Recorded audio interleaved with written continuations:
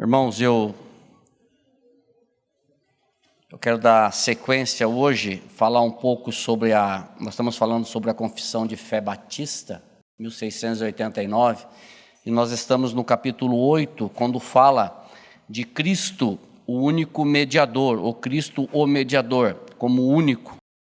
E eu quero falar um pouquinho sobre isso hoje. Nós estamos no item 3, e eu peguei como tema esse tema aí, em um mundo plural, Cristo é o único. Se nós analisarmos bem a situação hoje do mundo, nós vamos perceber que existem muitos deuses. Apesar das pessoas declararem que só tem um Deus, mas na prática são muitos deuses. Deuses para todos os tipos, cores, tamanho, todo gosto. E por consequência disso, há muitos mediadores, muitas orações a deuses estranhos ou deuses que não são deuses. Esse tipo de intermediação ou de mediação, a Bíblia não nos autoriza. A Bíblia só nos diz que há um mediador entre Deus e os homens, Cristo Jesus, homem. Isso está em 1 Timóteo 2,5, nós vamos falar sobre isso mais para frente. E nós precisamos estar muito atentos a essa questão de mediadores ou de deuses, porque nós entramos num círculo vicioso e às vezes nós pedimos a misericórdia do Senhor que não nos deixa ser enganados com isso, e nós olharmos somente para o autor e consumador da fé, Cristo Jesus. Vou falar um pouquinho sobre isso hoje. Então eu quero ler o enunciado do que nós vamos falar, que é Cristo o mediador. Esse é o assunto que eu quero discorrer nessa manhã. Ele diz assim, em sua natureza humana, assim unida à divina, na pessoa do Filho, o Senhor Jesus foi santificado e ungido com o Espírito Santo sobremaneira. Nele se encontram todos os tesouros da sabedoria e do conhecimento, porque aprouve ao Pai que nele habitasse toda a plenitude, a fim de que, sendo santo, inculpável e sem mácula, cheio de graça e de verdade, ele fosse plenamente qualificado para exercer o ofício de mediador e fiador, ofício que ele mesmo não tomou para si, mas para o qual foi chamado por seu Pai, e o Pai lhe conferiu às mãos toda a autoridade e julgamento, e ordenou que executasse essa autoridade. Esse é o texto que nós vamos falar, muita coisa. A gente ficaria aqui um mês falando sobre isso. Então a gente vai tentar pegar os pontos principais e que o Senhor nos ajude nesta manhã a falar sobre isso. Eu só queria iniciar aqui, como é gostoso você cantar essas verdades que nós cantamos aqui. Percebe que tudo isso está relacionado ao que nós cantamos aqui. Deus único, aquele que foi obediente até a morte de cruz, aquele que não usurpou o trono. Quando você pega ali Filipenses 2, você vê que como é maravilhoso você chegar e você cantar sem medo de estar exaltando um homem, ou estar exaltando um outro Deus. Como é gostoso você poder fechar o olho e cantar sem ficar com o olho aberto, outro fechado. Deixa eu dar uma olhada nisso daí, se realmente é isso que nós estamos cantando, se nós estamos exaltando o nosso Deus. Então é maravilhoso isso, você poder cantar, você poder louvar ao Senhor letras, hinos que realmente glorifica o nome do Senhor. Então isso eu estava ali cantando e meditando, falei, Senhor, que maravilha, quantas maravilhas nós estamos cantando aí, e que o Senhor nos ajude. E eu costumo dizer isso e vou repetir milhares de vezes, que o Evangelho desça da nossa mente para o nosso coração. Que a palavra de Deus saia do nosso intelecto apenas e venha para o nosso coração. Que o Evangelho saia da superficialidade e ela venha no centro da nossa vida. Porque, irmãos, conhecer alguns versículos da Bíblia, participar de uma igreja, isso não nos qualifica à vida eterna. Ser cristão é muito mais que isso. Ser cristão é ter uma vida com Cristo, é ter um relacionamento com o Senhor. E isso não é possível nós ficarmos na superficialidade. nós ficarmos no evangelho teórico. Eu consigo citar Gênesis 1:1, eu consigo citar João 12:32, eu consigo citar Gálatas 2:20, João 3:16, eu sei decor. Isso é superficialidade do evangelho. Nós precisamos de relacionamento, nós precisamos conhecer o nosso mediador. E eu disse aqui que no mundo plural, onde deuses surgem aos montes, de todo tipo, gosto, gestos, quando nós falamos de um único mediador, quando nós falamos da centralidade em Cristo, isso choca as pessoas, isso choca as religiões, isso choca os intelectuais. Essa exclusividade, ela elimina qualquer outra opção. Quando eu digo que Jesus Cristo é o único mediador, eu elimino qualquer outra opção. Eu elimino qualquer outro Deus. Eu elimino qualquer outro médio, qualquer outra força. Eu coloco só em Cristo Jesus, porque Ele é o único mediador entre Deus e os homens. É maravilhoso, no livro de João, Jesus fala 7 vezes eu sou. Ele diz assim, eu sou o pão da vida, eu sou a luz do mundo, eu sou a porta, eu sou o bom pastor, eu sou a ressurreição e a vida, eu sou o caminho, a verdade e a vida, eu sou a videira verdadeira. Ele usa 7 vezes eu sou. E quando ele coloca eu sou, ele elimina todos os outros. Eu sou. E este eu sou de Jesus no Novo Testamento, ele abrange o eu sou de Jesus no Velho Testamento. Não pensa que Jesus Cristo começou a ser o eu sou só no Novo Testamento. Ele sempre foi o eu sou. Vocês lembram muito bem quando Moisés foi chamado para libertar o povo do Egito? E Moisés fez aquela pergunta que talvez eu e você fizéssemos também. Senhor, e quando eles me perguntarem quem que me mandou lá? O que eu respondo? O que o Senhor disse para ele? Diz que eu sou te mandou. Eu sou te mandou. Não é eu era, eu serei, eu sou. Eu não mudo, eu não altero. Eu não acordo com o pé esquerdo de mau humor. Eu sou o Deus que não mente, o Deus que não muda, o Deus que não se altera, o Deus que era, que é e que sempre será. O eu sou. E Jesus Cristo, em João diz 7 vezes, eu sou. Não há outro fora dele, o único. E quando falamos em mediação, lógico que nós falamos em alguém que intervém, aquele que age como um intermediário para trabalhar com os lados opostos. Existiam 2 lados, então precisa de um mediador. Aí eu pergunto para vocês, como que Jesus se tornou mediador? Será que foi por um acaso? Será que foi por um estalo? Óbvio que não. Ele se tornou mediador no momento ou no sentido que ele nos reconciliou com o Pai. Irmãos, nós precisamos entender isso claramente na nossa mente, no nosso coração. Eu e você, nós nascemos separados de Deus. Eu e você nascemos inimigos de Deus. Eu e você nascemos mortos nos nossos delitos e pecados. Eu e você, pelas nossas obras e pelo meu esforço, pela minha sabedoria, pelo meu intelecto, eu não conseguiria de forma nenhuma me reconciliar com Deus. Eu preciso, ou eu precisei, ou eu precisarei de um mediador, de um reconciliador. Este é o trabalho que Jesus Cristo fez. Ele nos reconciliou com o Pai. Por que Ele nos reconciliou? Porque eu e você estávamos brigados com Deus, não por culpa de Deus, mas por culpa minha, por culpa sua. É interessante que se eu ofender o Noed que está ali, eu vou ali ter uma discussão com o Noed, eu ofendo o Noed, só que a hora que eu chego em casa eu percebo que eu estou errado. Aí qual que é a minha atitude? E qual deveria ser a minha atitude? Noede, eu quero lhe pedir perdão, eu quero lhe pedir desculpa, eu errei, eu falei demais, eu me exaltei, você me perdoa, que não era a minha intenção do meu coração fazer aquilo, você me perdoa? Então eu te perdoo, estamos em paz, amém. Essa é a atitude humana, só que com Deus é o inverso. Quem que errou? Quem que ofendeu? Fomos nós.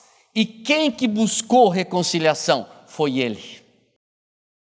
Ele que é o ofendido e Ele que buscou reconciliação. Como que Ele buscou reconciliação? Enviando o Filho dele como reconciliador, como mediador, com aquele que une novamente. O Filho nos reconciliou com o Pai, da mesma forma que eu falei, Noé, estamos em paz, estamos. Hoje, você que crê em Cristo Jesus e eu que creio em Cristo Jesus, você pode dizer com toda certeza, não há mais guerra entre Deus e nós, não há mais inimizade entre mim e Deus, a paz, porque foi o Filho dele que me reconciliou com o Pai. Porque, irmãos, Deus tinha uma disputa conosco pelo pecado. Porque o que é pecado? Pecado é transgressão da lei. Olha o que nos diz 1 João 3,4. Todo aquele que pratica o pecado também transgride a lei. Porque o pecado é a transgressão da lei. Simples assim. Pecado, além de ser transgressão da lei, é rebelião contra Deus. E todos os seres humanos são pecadores devido ao pecado que nós herdamos de Adão. E só há uma solução para isso: morte. Romanos 6,23. Porque o salário do pecado é a morte, mas o dom gratuito de Deus é a vida eterna. Em quem? No Flávio? No pastor Marco? Não! A vida eterna é em Cristo Jesus, nosso Senhor. Só Ele que pode nos dar a vida eterna. Tem um texto da Bíblia que diz assim, quem tem o Filho tem a vida, quem não tem o Filho não tem a vida eterna, porque a vida eterna está onde? No Filho. Ele é que possui a vida eterna, Ele que é o nosso reconciliador. Irmãos, e a punição justa para o pecado é a eternidade no inferno. Essa é a justa. Alguém diz o seguinte, que alguém não, pastor reverendo Augusto Nicodemos disse o seguinte, eu já ouvi alguém orar assim, dizendo, Senhor, seja justo comigo. Nunca ore assim, Senhor, seja justo comigo, porque se o Senhor for justo com você, você vai para o inferno. Senhor, seja misericordioso comigo. E nós às vezes oramos errado. Louvado seja Deus que o Espírito Santo intercede por nós com gemidos inexprimíveis, que eu não sei o que é isso. Mas se o Senhor fosse justo comigo, eu iria para o inferno. Graças que Ele é misericordioso comigo. E Ele me tirou do inferno.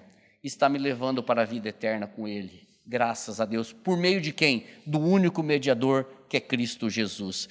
Irmãos, porque é o seguinte, porque nenhuma quantidade de boas obras que eu e você pudéssemos fazer, ou qualquer observância da lei, seria suficiente para estarmos diante do trono de Deus. Isso nos diz Romanos capítulo 3:20, que Paulo escrevendo diz assim, visto que ninguém é justificado diante de Deus por obras da lei, em razão de que pela lei vem o pleno conhecimento do pecado. A lei, dando sequência, diz, ela serve de aio, ela serve de educador, ela serve de condutor, ela serve de professor para mostrar que eu e você somos pecadores e que nós precisamos de Cristo Jesus. E Paulo, não satisfeito do que ele escreve em Romanos 3:20, ele repete isso em Gálatas 2:16 para ficar bem enfatizado.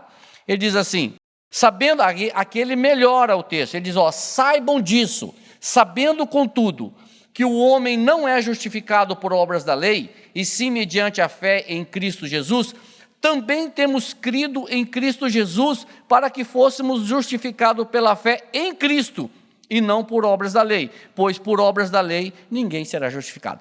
Paulo enfatiza isso, ele escreve Romanos, depois ele enfatiza isso na carta que ele escreve aos Gálatas. Muito bem, por causa de tudo isso que eu falei, o homem precisa de um mediador. Por causa de tudo isso, o homem sem um mediador, ele estava destinado a passar a eternidade sem Cristo. Para ser politicamente correto, eu vou falar passar a eternidade sem Cristo. Biblicamente é passar a eternidade no inferno, mas politicamente é passar a eternidade sem Cristo. Então, sem o mediador, o homem estava fadado. O homem iria passar a sua eternidade sem Cristo. Mas há esperança. Houve esperança e há esperança, e é o texto que nós citamos no início. Porque há um só Deus, um mediador entre Deus e os homens, Jesus Cristo, homem. Irmãos, às vezes a gente passa pelos textos, pelos versículos, passa com uma leitura muito rápida, muito como se nós estivéssemos lendo um jornal ou uma revista. Nós precisamos meditar um pouco no texto. Porquanto há um só Deus e um só mediador entre Deus e os homens, Cristo Jesus, homem. Nós vamos estudar um pouco mais para frente, eu já vou adiantar que quando nós olhamos para Jesus Cristo como o verbo encarnado, alguém diz assim, fazendo uma visão poética do negócio, ele andou no nosso solo, ele bebeu a nossa água, ele dormiu o nosso sono, ele comeu a nossa comida, ele chorou as nossas lágrimas, ele caminhou os nossos caminhos, só que ele não pecou como nós. Ele fez tudo isso. Imagina o Deus encarnado, Jesus Cristo, Deus, se fazendo homem, se fazendo carne, passando por tudo isso, sendo o único mediador, Cristo Jesus, homem. 100% homem, 100% Deus.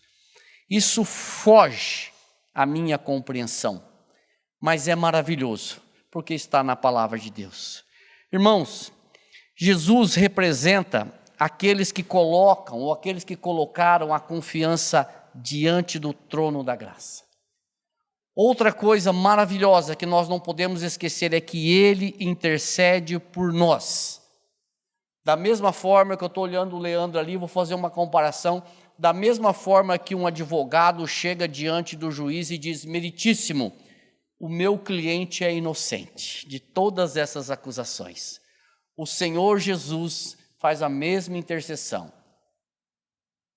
O Flávio é inocente de todos os seus pecados, porque eu já paguei os pecados por ele. Os pecados do Flávio, os pecados da Karine, os pecados do Ítalo, eles foram colocados no meu corpo naquela cruz. Eu carreguei sobre o madeiro todas as iniquidades deles. Isso para nós soa estranho, porque a minha justiça própria e a tua justiça própria diz assim: mas como é que eu faço para pagar isso? Você não faz, eu não faço, porque isso é de graça. Isso Ele fez por amor a mim, por amor a você.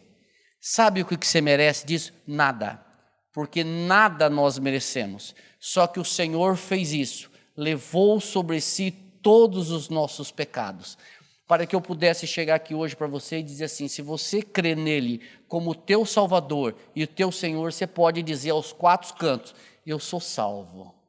Nós temos medo de falar que nós somos salvos. Parece prepotência, parece arrogância. Como você pode dizer uma coisa dessa? Eu não posso, a Bíblia diz que eu posso dizer. E eu creio que a Bíblia é verdadeira, é inerrante, não há falha, não há erro. Então, eu não faço isso pelos meus méritos, eu faço isso pelos méritos de Cristo. Porque a Bíblia nos diz que Ele está sentado à direita da majestade, intercedendo por nós, como o nosso único, suficiente sumo sacerdote. Por isso que nós podemos orar a Ele, orar ao Pai, em nome dEle. Isso é verdade, irmãos. Então eu quero dizer agora que, em sua natureza humana, assim como unida à divina, na pessoa do Filho, o Senhor Jesus foi santificado e ungido com o Espírito Santo sobremaneira.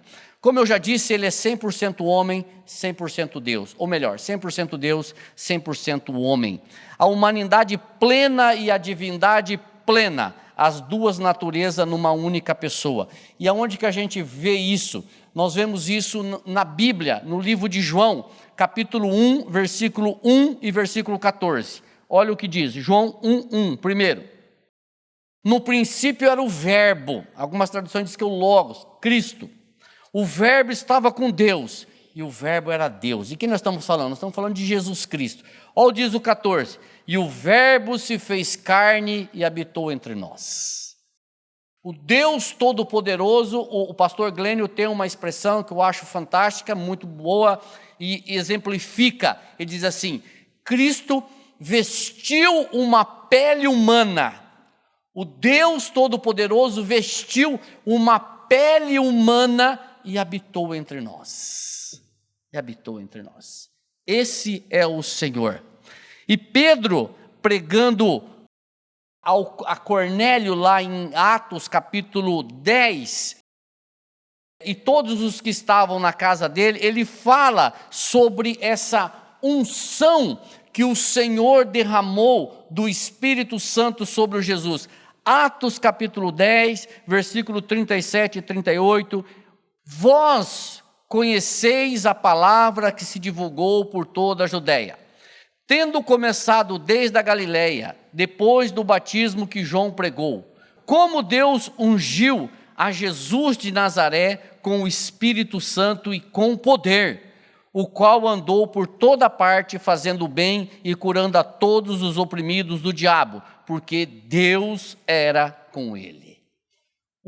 O texto aqui em cima diz que ele foi santificado e ungido com o Espírito Santo. E isso se confirma em Atos capítulo 10, 37 e 38, quando Pedro diz que Deus derramou sobre ele o Espírito Santo. Mas isso é muito resumido. Então eu vou perguntar uma coisa para vocês. O que Deus disse para João Batista para ele identificar Jesus Cristo? Vamos ler Bíblia. Deus disse assim para João Batista, João Batista, você vai para o deserto, você vai batizar as pessoas com água, mas aquele que você vir descer o Espírito Santo sobre ele como pomba, esse é o Senhor. Foi isso que Deus disse ou não foi isso que Deus disse? Deus disse em João 1, 32 e 33. João Batista dizendo, e João testemunhou dizendo, vi o Espírito descer do céu como pomba e pousar sobre ele. Eu não o conhecia, apesar de ser primo dele. Eu não o conhecia. Aquele, porém, que me enviou a batizar com água me disse, aquele sobre quem vires descer e pousar o Espírito, esse é quem batiza com o Espírito Santo. João Batista tinha essa instrução, aquele que disse, quem foi que disse? Deus disse, João Batista, você vai para o deserto, mas vai acontecer algo com alguma pessoa, e quando você vir descer sobre uma pomba, o Espírito em formato de pomba, esse é aquele que batiza com o Espírito Santo. E João Batista presenciou isso. Pensa, eu fico imaginando a cena, que coisa maravilhosa. Dando continuidade, nele, em Jesus, se encontra todos os tesouros da sabedoria e do conhecimento. Irmãos, o que é em Jesus se encontra todo o tesouro da sabedoria e do conhecimento? Nós precisamos olhar para as cartas e entender que, se hoje nós enfrentamos dificuldades e pessoas que tentam, através das portas do fundo, trazer coisas contra o Evangelho, contra Cristo, não pensa que naquela época era diferente. Naquela época tinha uma seita chamada gnosticismo, que era uma seita que trazia tudo contrário a Jesus Cristo. Eles achavam que o conhecimento estava em outras coisas. E Paulo combate isso de forma poderosa, principalmente em Gálatas 2, de 1 a 4. aonde ele escreve aos irmãos em Colossos e orienta aqueles irmãos daquela localidade a não serem confundidos com pelos falsos mestres, a não serem confundidos com teologias ou filosofias estranhas. Irmãos, quando a gente lê esse texto aqui, parece que ele foi escrito ontem. Parece que ele foi escrito hoje de manhã. Presta atenção no texto. Paulo escrevendo aos irmãos em Colossos, ele diz assim: quero que vocês saibam quanto estou lutando por vocês, pelos que estão em Laodiceia e por todos os que ainda não me conhecem pessoalmente. Esforço-me para que eles sejam fortalecidos em seu coração, estejam unidos em amor e alcancem toda a riqueza no pleno entendimento, a fim de conhecerem plenamente o mistério de Deus, a saber, Cristo Jesus. Nele, em Cristo, estão escondidos todos os tesouros da sabedoria e do conhecimento. E digo isso para que ninguém vos engane com argumentos que só parecem convincentes. Eu coloquei aqui que esse versículo 4, ele é perigoso. Sabe por quê? Porque os inimigos da cruz de Cristo, os inimigos do Senhor, aqueles que procuram desfazer, aqueles que procuram ridicularizar, eles apresentam argumentos, eles apresentam as suas ideias, e esses argumentos, eles parecem convincentes, e se nós não nos atentarmos a eles, nós podemos ser enrolados ou surpreendidos com ele. Então, eu fico com esse versículo, e digo isso para que ninguém vos engane com argumentos que só parecem convincentes. Irmãos, que argumentos são esses? Argumentos que tentam tirar o senhorio de Jesus Cristo, hoje. Argumentos que tentam tirar a mediação única de Jesus Cristo. Argumentos que tentam tirar a veracidade da Bíblia. Argumentos que tentam tirar a centralidade do Evangelho e a exclusividade de Cristo Jesus. Se você for conversar, não precisa ir longe, você vai encontrar aos montes pessoas que ridicularizam essa exclusividade, pessoas que ridicularizam essa centralidade de que é só a Bíblia. Eu vou contar um fato aqui rapidinho.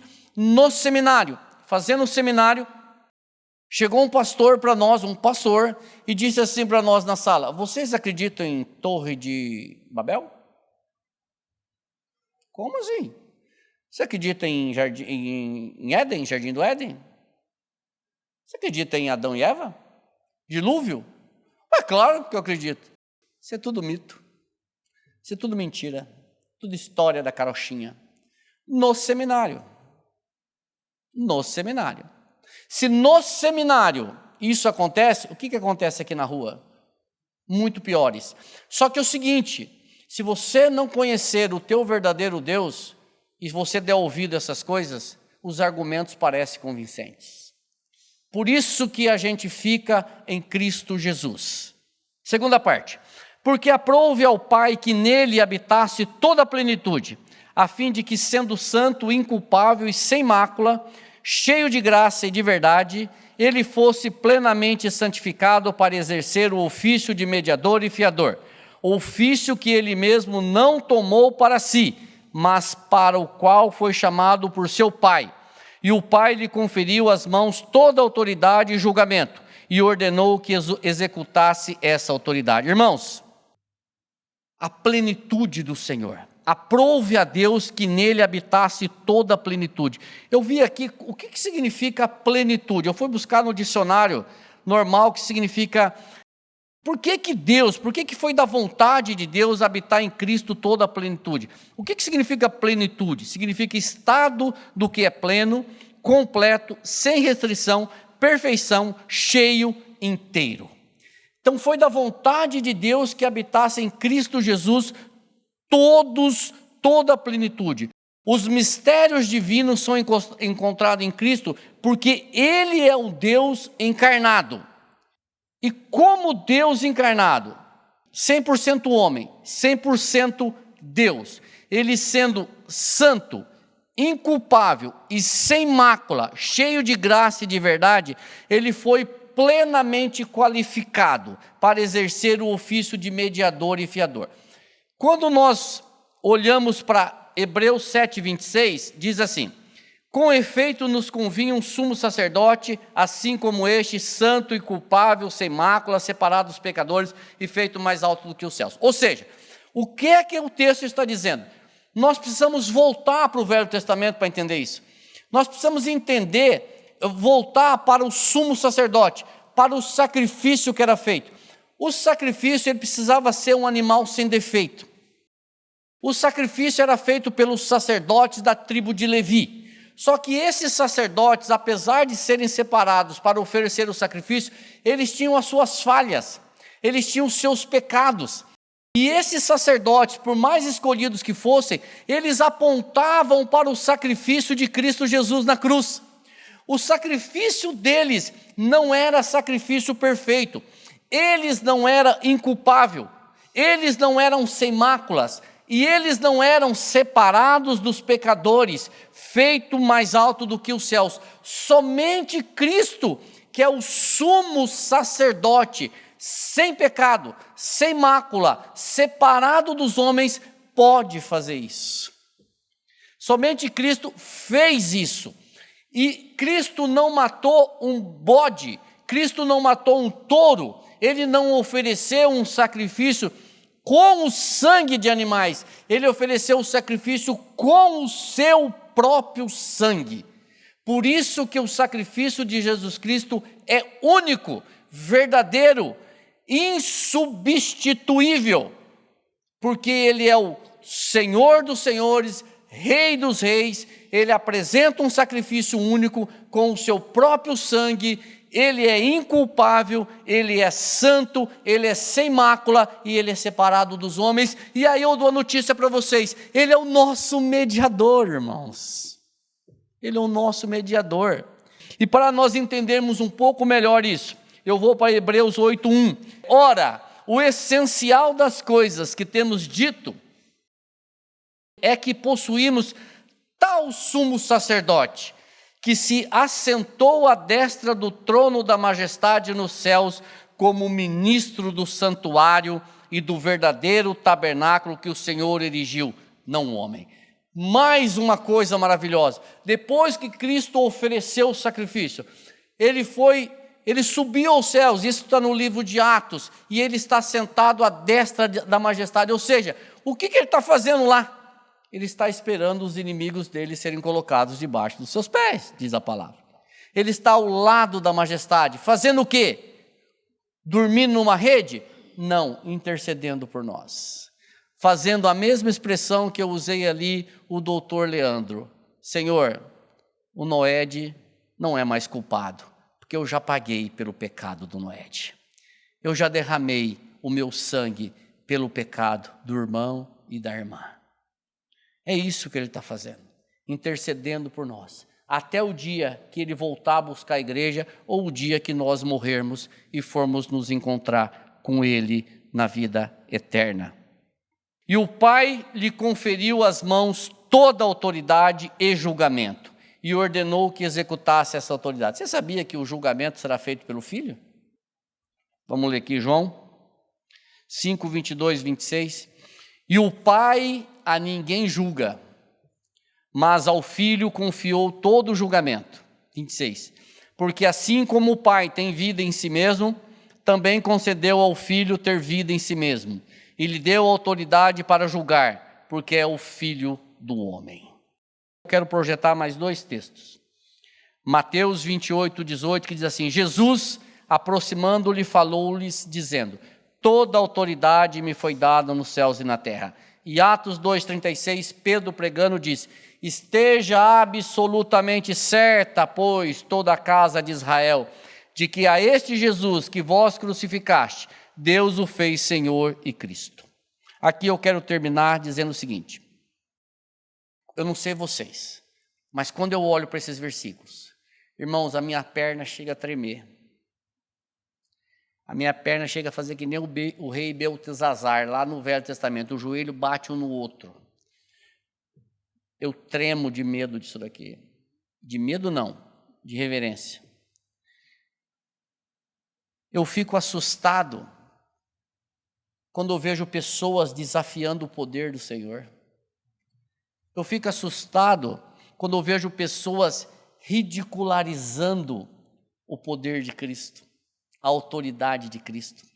Eu fico assustado quando as pessoas reduzem Cristo a mais um, ou quando retiram Cristo do rol de deuses. Esse Jesus aí não é Deus, não. Eu fico com temor quando eu vejo as pessoas desfazendo do senhorio de Jesus Cristo. Quando as pessoas não olham para isso aqui, ó, toda autoridade me foi dada no céu e na terra. Quando as pessoas não olham para isso daqui, ó, fica absolutamente certa, ó casa de Israel, que a este Jesus que vós crucificaste, Deus o fez Senhor e Cristo. Eu assusto quando as pessoas não olham para isso daqui, ó, e Deus lhe deu autoridade para julgar, porque Ele é o Filho do homem. Eu me lembro que quando Jesus estava para ser julgado, para ser crucificado, ele estava diante de Pilatos, que era o Deus da época. Pilatos olha para Jesus e diz assim: ô Jesusinho, ô rei dos judeus, ô subalterno, você não sabe que eu tenho autoridade para te crucificar ou para te libertar? Olha para mim, eu sou Pilatos. Qual foi a resposta que Jesus deu? Essa resposta que Jesus deu para Pilatos, mas é maravilhosa. Ele diz assim: ô Pilatos, fique sabendo que nenhuma autoridade você teria sobre mim se do alto não te fosse dada. Ou seja, ô professor, você só está fazendo isso daí porque meu pai está permitindo. Você só está me julgando porque eu te dei autoridade para isso.